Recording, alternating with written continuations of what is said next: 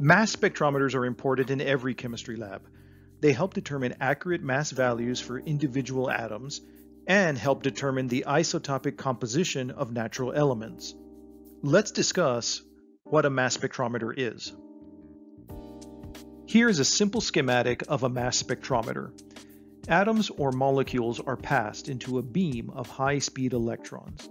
These electrons hit and knock off electrons on the atoms or molecules being analyzed. These atoms or molecules are then changed into positive ions.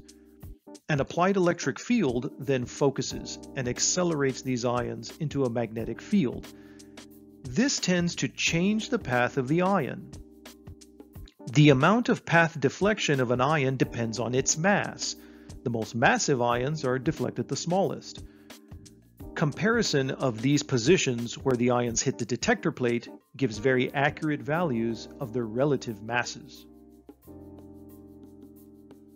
Here is a simple example of a mass spectrum of 1,2-diiodoethylene. The mass spectrum shows a prominent peak near 280 AMU, close to the molar mass of the molecule.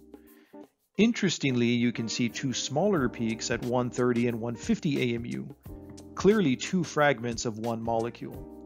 The sum of these masses is near 280 AMU.